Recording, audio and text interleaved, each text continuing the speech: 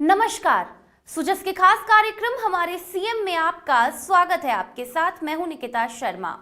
राजस्थान की धरती पर अब किसानों की समृद्धि की नई कहानी लिखी जा रही है। जहां पहले किसान केवल फसल उत्पादन पर निर्भर रहते थे, वहीं अब पशुपालन किसानों की असली ताकत बनता जा रहा है। सुबह शाम दूध से होने वाली आमदनी ने उनके सपनों को नई उड़ान दी है। ये बदलाव अचानक नहीं, बल्कि मुख्यमंत्री श्री भजनलाल शर्मा के नेतृत्व में एक सोची समझी रणनीति और विजन का नतीजा है। राजस्थान में आए इस बदलाव पर देखिए हमारी एक खास रिपोर्ट। मुख्यमंत्री श्री भजनलाल शर्मा के नेतृत्व में राजस्थान में अब खेती की तस्वीर तेजी से बदल रही है।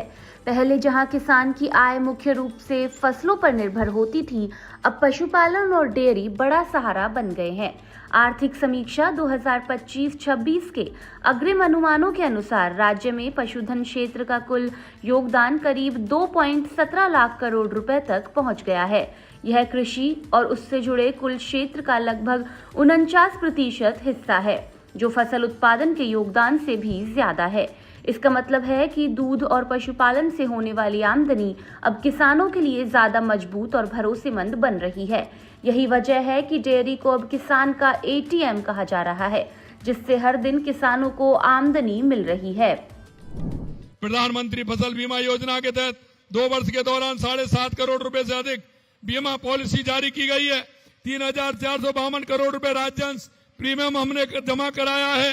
5,965 करोड़ बीमा क्लेम वितरित किया है। मैं आपको कहना चाहता हूं, आप फसल का बीमा कराइए। पहले जो 50% खराबे पर मिलता था, अब 33% खराबे पर मिलता है। पहले तहसील इकाई होती थी, अब हमने गांव को इकाई बना दिया। अगर किसी गांव में फसल खराब हुई है तो वो भी उसमें सम्मिलित किया जाएगा। मैं मित्रों कहना चाहता हूं, आज पारदर्शी तरीका से योजना पूरी तरह डिजिटल बन गया है। हमारी सरकार का लक्ष्य है कोई भी किसान इस सुविधा से वंचित नहीं रहे। इसके लिए लगभग 78 लाख किसानों की भूमि का सत्यापन किया जा चुका है। लगभग 75 लाख किसानों को आधार सीडिंग, 71 लाख किसानों को ई-केवाईसी की जा चुकी है।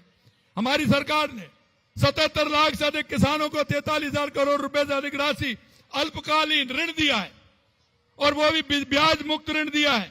हम जानते हैं कि किसान को क्या परेशानी। किसान का अगर सही मायने में अगर हम बात करें तो किसान का साथी हमेशा पशुधन होता है। पशु हमारा धन है। अगर पशुपालन का काम हमारा किसान से जुड़ जाता है तो किसान की अर्थव्यवस्था मजबूत होती है। और इसलिए मैं आपसे कहना चाहता हूं मेरे भाइयों, हमने गौपालक क्रेडिट कार्ड प्रारंभ किया है। क्योंकि आप जाते हैं, आप जब रिश्तेदारी में जाते हैं तो सबसे पहले क्या पूछते हैं भाई? ये पूछते हैं फसल कैसी है, यही पूछते हैं ना, यही पूछते हैं ना फसल कैसी है। और दूसरी बात क्या पूछते हैं? क्या दूध बूध हो रहा है कि नहीं हो रहा है? अरे पूछते हैं कि नहीं पूछते? यही पूछते हैं ना, दूध बूध हो रहा है कि नहीं हो रहा है। आप कह रहे हैं नहीं हो रहा है, तो किसान होने का फायदा कहा जिसके पास पशु नहीं है। तो हमने कहा है कि हमारे उस किसान को गौपालक क्रेडिट कार्ड देंगे और उसको हम किसान क्रेडिट कार्ड से जोड़ेंगे। उस पर किसी तरह की ब्याज नहीं होगी, कोई वो बनेगा नहीं। आप 1 लाख 1.5 लाख रुपए जाकर के बैंक से लेकर के आ सकते हैं गौपालक कार्ड से, और पशु खरीद सकते हैं, जिससे बच्चों को भी दूध मिलेगा, आने वाले का सम्मान भी होगा। अगर दूध बचेगा तो उसका भी उत्पादन होगा। पिछले कुछ वर्षों में डेयरी क्षेत्र में तेजी से बदलाव देखने को मिला है। दुग्ध कलेक्शन लगातार बढ़ रहा है और यह करीब अब 45 लाख लीटर प्रतिदिन तक पहुंच गया है।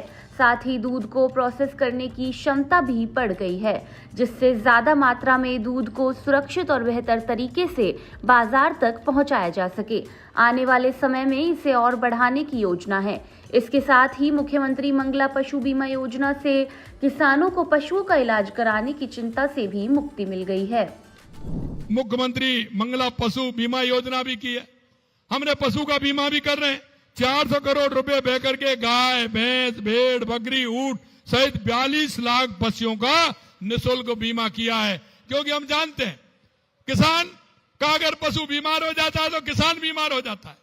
उसके मन में क्योंकि 1 लाख, 1.25 लाख, 1.5 लाख से कम गाय भैंस नहीं आती है, तो किसान की दिक्कत होती है। इसके लिए हमने उसका भी बीमा किया है। और यही नहीं, हमने मोबाइल यूनिट भी उसको तैयार किए हैं क्योंकि कोई पड़ोस में अगर अस्पताल है तो वहां ले जाने के लिए उसको कोई ना कोई गाड़ी वाहन उसको करना पड़ता है। किसान के 1,000-2,000 रुपए खर्च होते हैं। आप फोन करिए, वो वेटनरी यूनिट वाला वहां आएगा, आपके पशु को देख करके जाएगा और आवश्यकता होगी तो वो ही अस्पताल लेकर के जाएगा। ये भी हम व्यवस्था कर रहे हैं। सरकार द्वारा चलाई जा रही योजनाओं का सीधा फायदा पशुपालकों को मिल रहा है। दूध के दाम बढ़ने से किसानों को ज्यादा पैसा मिल रहा है। इसके अलावा सब्सिडी और बीमा जैसी योजनाएं भी चलाई जा रही हैं, जिससे पशुपालकों को आर्थिक और सामाजिक सुरक्षा मिल रही है। इससे किसानों का भरोसा बढ़ा है और वे ज्यादा संख्या में डेयरी से जुड़ रहे हैं। जयपुर डेयरी के एमडी मनीष फौजदार ने बताया कि कैसे मुख्यमंत्री श्री भजन लाल शर्मा के नेतृत्व में डेयरी क्षेत्र में तेजी से नए बदलाव किए जा रहे हैं। निश्चित रूप से विगत 2 सालों में जयपुर डेयरी ने माननीय मुख्यमंत्री महोदय की विभिन्न योजनाओं के माध्यम से किसानों के लिए और पशुपालकों के लिए बहुत कार्य किया है, और जिसमें सबसे इम्पोर्टेंट है माननीय मुख्यमंत्री महोदय राजस्थान सरकार की तरफ से तकरीबन 500 करोड़ की जो है मुख्यमंत्री दुग्ध उत्पादक संबल योजना के तहत दिए गए हैं, और ये सबसे बड़ी राहत का विषय है पशुपालकों के लिए।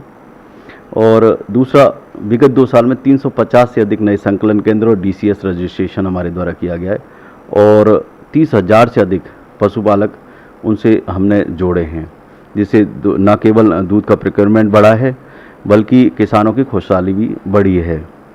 अगर और नई चीज़ योजनाओं के बारे में देखा जाए तो हमने एक नई योजना प्रारंभ की है विशेषकर पशुपालक पुत्रियों के लिए, जिसमें प्रत्येक पुत्री के लिए 21,000 रुपये हमारी तरफ से उनकी शादी में मायरा योजना के तहत दिए जा रहे हैं। इससे न केवल किसान हमारे साथ जुड़े हैं बल्कि एक मानवीय चेहरा भी जयपुर डेयरी का उभर कर सामने आया है। अगर अपन प्रोडक्ट की बात करते हैं तो विगत 2 साल में तकरीबन 35 प्रोडक्ट हमारे द्वारा लॉन्च की गई। ये हमारी योजना को या नए प्रोडक्ट को न केवल जनता हमारे को सराह रही है बल्कि इसको पसंद किया जा रहा है दूसरे स्टेट्स में भी। तो जल्दी हमारे जो नए प्रोडक्ट हैं न केवल देश में बल्कि हम लोग विदेश में भी भेजने का प्रयास कर रहे हैं। इससे आम पशुपालक को भी फ़ायदा है, क्योंकि दूध का अधिक से अधिक नए प्रोडक्ट में प्रयोग करके उसका यूज़ करेंगे, प्रोसेसिंग करेंगे। और आपको अच्छी बात ये बताना चाहता हूँ कि हमने 1 साल के अंदर एक 10 लाख का प्लांट हमने तैयार कर लिया है, और अगले जुलाई माह तक हम लोग इसको जो है समर्पित कर देंगे आम जनता को। इससे किसानों को भी फ़ायदा होगा, हमारी प्रोसेसिंग क्षमता 10 लाख से 20 लाख हो जाएगी। ये सब माननीय मुख्यमंत्री महोदय के दिशा निर्देशन में हुआ है, और ये निरंतर हम लोग तरक्की कर रहे हैं इस क्षेत्र में। दूध और उससे जुड़े उत्पादों की बिक्री में भी अच्छी बढ़ोतरी हुई है। शहरों और गांवों में नए नए सरस बूथ खोले जा रहे हैं, जिससे लोगों तक आसानी से दूध और डेयरी उत्पाद पहुंच रहे हैं। राजस्थान का दूध अब दूसरे राज्यों में भी भेजा जा रहा है। इसके साथ ही आइसक्रीम, फ्लेवर्ड मिल्क और मिठाइयों जैसे नए उत्पाद भी बाजार में उतारे जा रहे हैं, जिससे डेयरी क्षेत्र को और मजबूती मिल रही है और किसानों को बेहतर दाम मिल पा रहे हैं। डेयरी लगातार नए नए प्रोडक्ट ला रही है, जिससे उनकी दूध का जो है प्रोसेसिंग करके नए वेरिएंट लाके उनका जो है अधिक से अधिक दूध खरीद सके। ये हमारा प्रयास है। नए सदस्यों को लगातार जोड़ रहे हैं, नए संकलन केंद्र खोल रहे हैं और दूध प्रोसेसिंग प्लांट भी हम बना रहे हैं। अभी सरकार द्वारा हमारे 60 बीघा भूमि हमारे बिचून में अलॉट की गई है। एक 10 लाख लीटर क्षमता का प्लांट हम और तैयार कर रहे हैं, जिससे अधिक से अधिक पशुपालकों को दूध खरीदा जा सके। और प्रोसेसिंग क्षमता बढ़ने से हमारा फ़ायदा सबसे बड़ा ये है कि हम लोग दूध खरीद के प्रोसेस करके अन्य पड़ोसी राज्यों में एनसीआर रीजन में भेज सकेंगे, जिससे दुग्ध उत्पादकों का सीधा फायदा होगा। महिलाओं को भी डेयरी क्षेत्र से जोड़ने पर खास ध्यान दिया जा रहा है।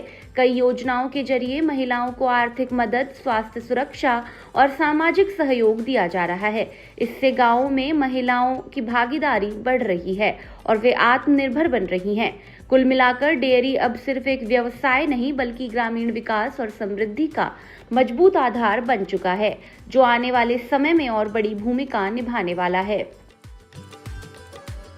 सुजस के खास कार्यक्रम हमारे सीएम में फिलहाल के लिए इतना ही। फिर मिलेंगे किसी और नई खबर के साथ। तब तक के लिए देखते रहिए सुजस समाचार। हमारे चैनल को लाइक, सब्सक्राइब और शेयर करना ना भूलें। धन्यवाद।